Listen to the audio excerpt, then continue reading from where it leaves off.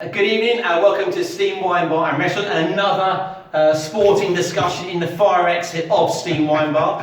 Here are two absolute legends of the snooker game, Steve Davis and Dennis Taylor. Not to hark back all those years ago, but I'll start with you, Steve, 85.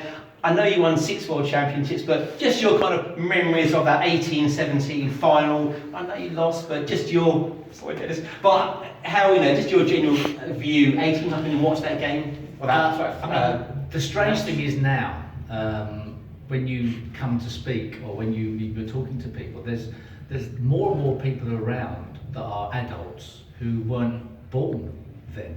So it's a strange thing to have been involved in so long ago. But obviously a lot of people do remember where they were when they were watching it, and also there's YouTube footage, so people can watch if they're snooker fans. Yeah.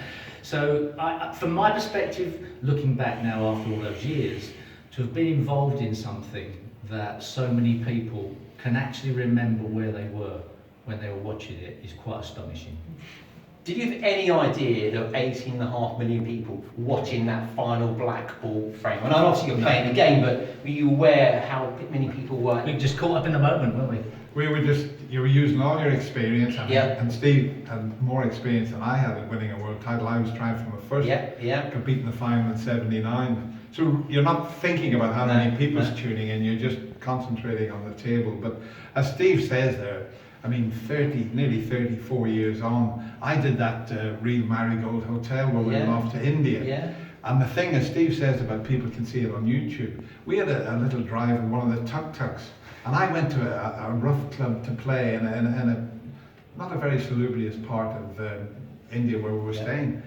And I thought they won't have a clue who I am, but I'm sure they were all on their phones, so they know who you are. And the next morning, this tuk-tuk driver, who was only in his early 20s, when I got into the tuk-tuk, the first thing he said to me was, "Unbelievable." He did an impersonation of Ted Lowe. He's 23 years of age, he watched it. He's trying to impersonate Ted Lowe.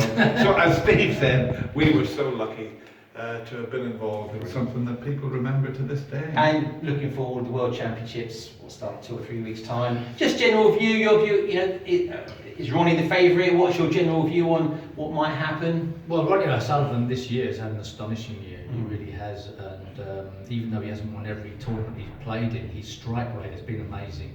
The World Championship, strangely, throws up more surprises than some other events sometimes. But even so, you'd have to say he's in with a great shout. And there are a number of players making a case for you betting on them or you deciding they've got a chance, including Judd Trump, Neil Robertson, Stuart Bingham's coming good again. But it seems to be, to try and predict, it's very hard. Sometimes somebody gets a head of steam up. That's a good run sort of thing. Yeah, and you can't see, and then you see somebody coming through and you go, they're hitting form at the right time. There's part of that happens. Well, I'll tell you who is coming through, and he's what, 49 weeks at number 1. He hasn't had the best of season, but Mark Selby over the longer frames. Watch out for him because he's going to take a bit of beating. But I would, Judd Trump, should have won it in 2011. He played unbelievable. I've never seen anybody pot balls like that. Lost to John Higgins in the final. It's time that he lifted a world title. What a talent.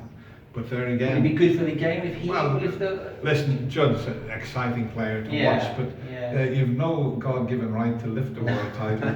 Jimmy White 6 finals, but Judd Trump doesn't want that to happen. So he's into the great shout this year, I would think. So I would be Judd Trump. And of the 6 World Championships, Steve, is there any particular one your personal favourite?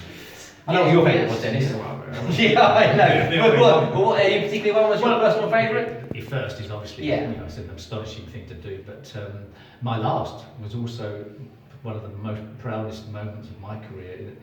Not John Parrott's, and hopefully he doesn't ever see this, but I was able to win a final against a great snooker player by an astonishing margin, and 18-3 is ridiculous. But I did that, and whilst it takes a lot of, you get in front in a match. I was 8-0 in front against Dennis, but the other guy comes back at you, and you have to resist that. You don't always resist it, but in that match, I got somebody on the ropes and I kept them there. For me, that was as good as it got. And you have the place for your own running. We all like to be in command. Yeah, but what that did that year was because when we had the close final, there were certain people saying, well, you know, Dennis was cheating with the big upside down glasses. Steve's got a groove in his chin, you know, that was, you know, unfair advantage with the groove in it. And I think they kept that close just for the audience. Just for the audience. I'll tell you what, when he played John Powell and won 18-3, there was no more talk about anything. Is that They right? sort of fixed it up, yeah. Brilliant. Well, look, thank you very much, gentlemen. Another fire exit interview at Steam Wine Bar and Restaurant. Steve and Dennis, thank you so much. Cheers, Steve. Thank you.